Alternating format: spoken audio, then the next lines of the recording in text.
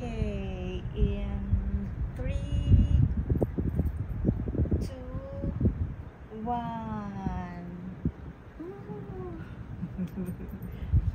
Now we get the light.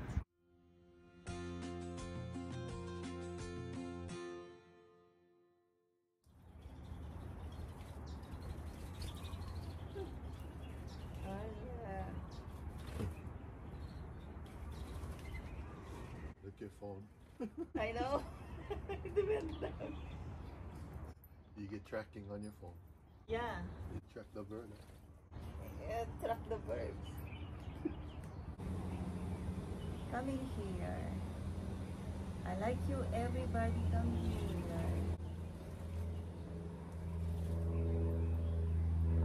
Morning.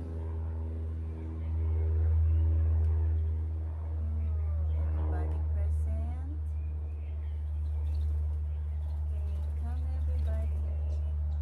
Time to eat.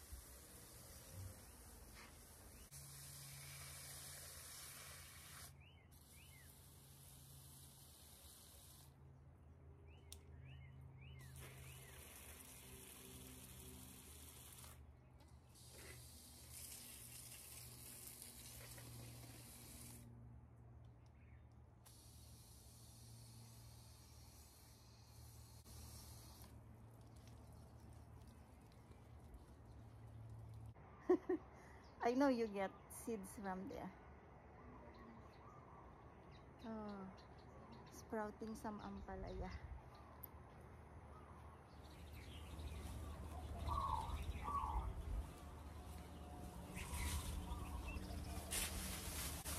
Okay, it's time to prepare, decorate outside now.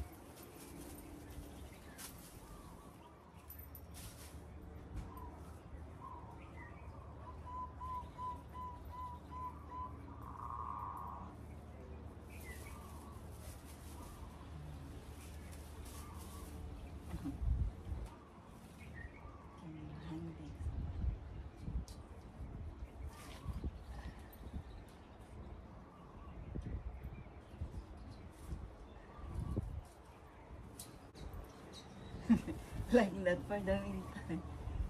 Nice.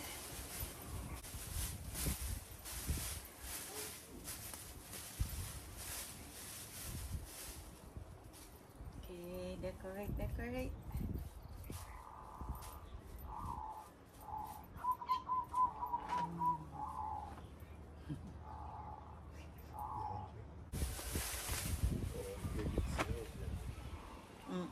is like the beginning of Christmas sales.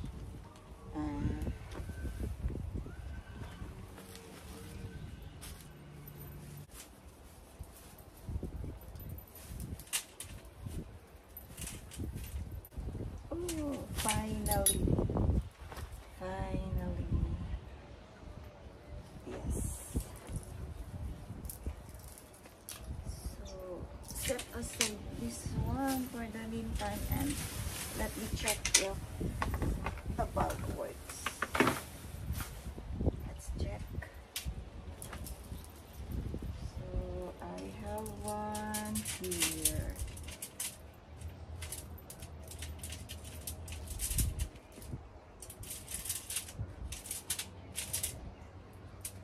Tingnan nga. Check.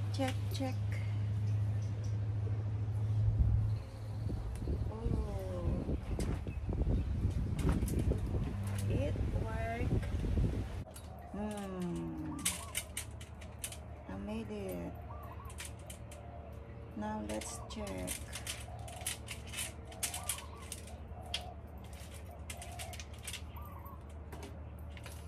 Come on, come on, come on. Woo! Working. Some. Another one work. Okay, 2 down. Okay, 1. Let's see. Check again.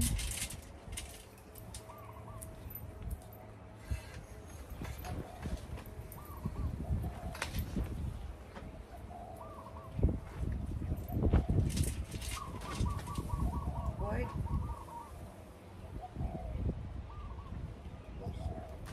Yeah. I think all work. Okay. 1 more.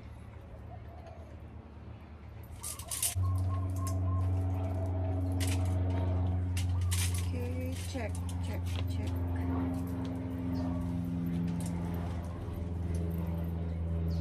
Last.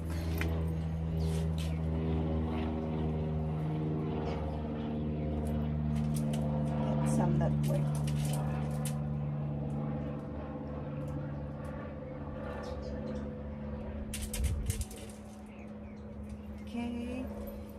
Okay, now plan how to decorate. What shall I do? That's the biggest problem. Okay, so see you later.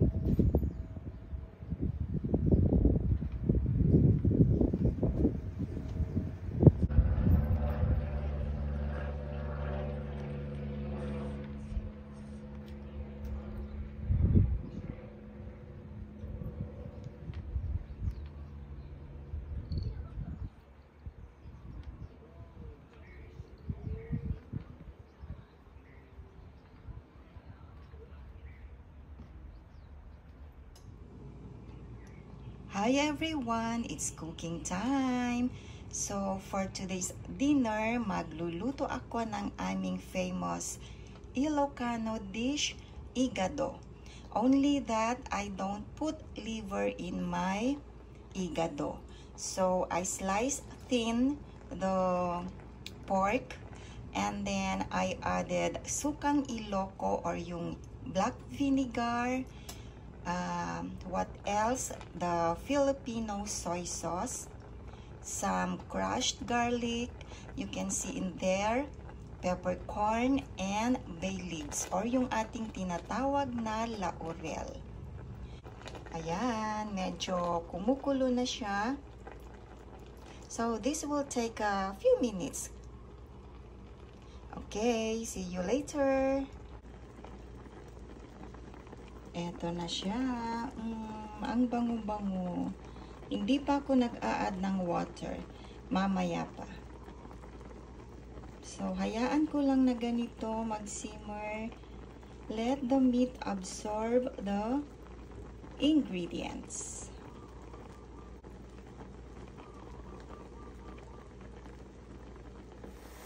Okay, so I'm back. At nakikita nyo, medyo nag-lessen na yung sauce. Now, it's time to add water. So, ayan. Naglalagay ako ng tubig. Enough to tenderize the pork. So, tatakpan ko lang and let's simmer maybe 30 minutes or until the pork is tender. I see you later again.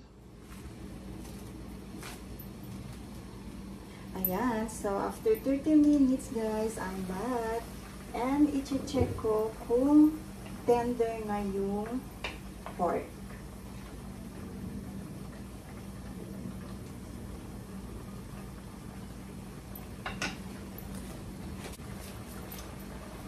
Sampulan natin. Oops. Hala, ayaw niya.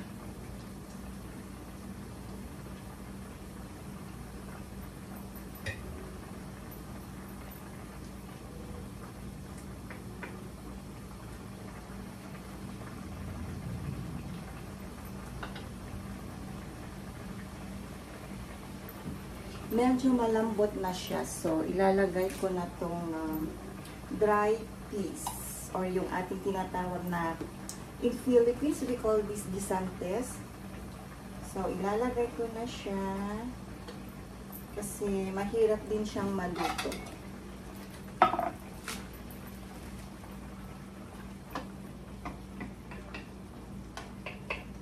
Ayan. So, let's simmer maybe 15 minutes more. So, kita-kits again later. Okay guys, I'm back. Ako ay nagbabalik.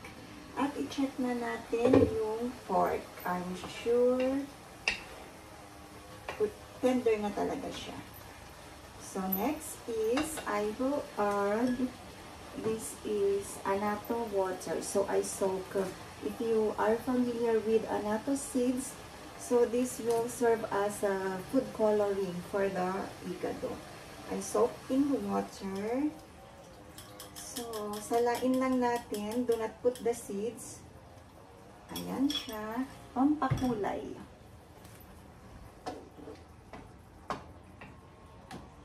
So, malapit nang matapos yung aking recipe for dinner. So, aantayin ko lang na mag-dry siya. And then, I will put the last ingredient, which is, oh, I will tell later. Abang-abang. I have one more last ingredient. So, by the way guys, if you wanna try this Ilocano or Filipino dish, which we call igado, scroll down, of course, scroll down my channel, you will find several igado recipes. I have there the list of ingredients. So, pag may free time po kayo, scroll down my cooking videos. Madami po akong igado recipes doon. Kasi itong igado, pwede rin siyang gamitin na topping for pansit. Kung mahilig kayo sa pansit, aba, masarap to na pang toppings. Ganyan ang ginagawa namin doon sa aming lugar, which is Batak City in Ilocos Norte. Ang ginagawa ko din guys, o yung leftover na igado, say like 3 days old already, masarap siyang ihalo pag nagluto kayo ng fried rice, gamitin nyo yon, igado. Super sarap siya.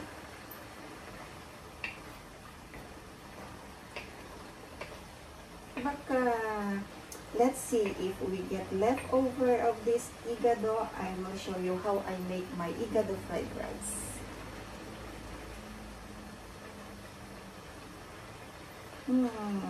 Ang bango-bango. Okay, antayin ko lang na mag-lessen yung sauce.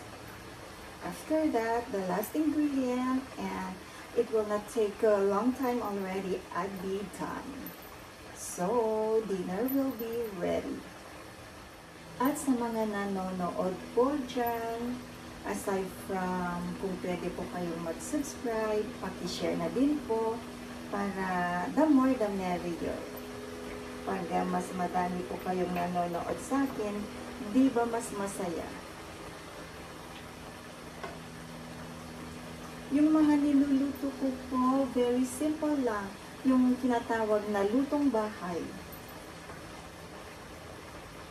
Gaya nito, ito ay recipe namin sa Ilocos. Kung mahilig po kayo sa pork liver, ayun, pwedeng-pwede po siyang lagyan. Hindi lang kasi mahilig tong asawa ko sa liver, kaya hindi po ako naglalagay. Okay, so malapit ko nang ilagay yung last ingredient. So, papakita ko po sa inyo ng close up para makita niyo yung aking niluluto.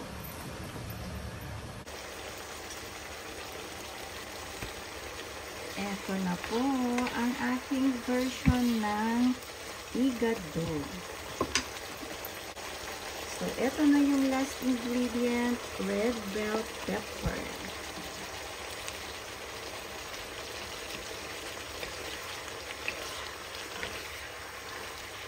Haluin ng konti. Pag luto na yung bell pepper, okay na. Ready for dinner na tayo.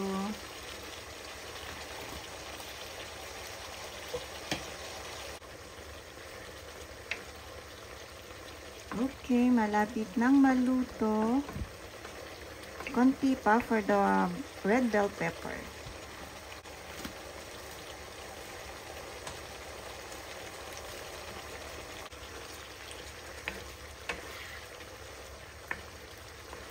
Tingnan nyo yung sauce.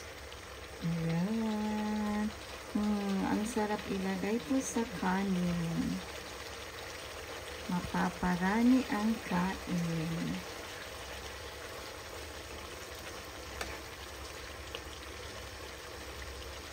Okay, so see you guys when we eat dinner.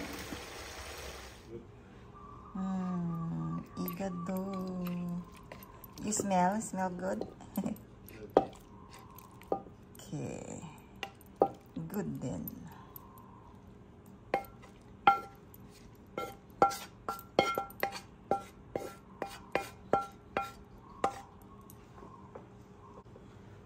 And I also have here kangkong and malunggay salad. So this is with tomato and ginger. Naimas.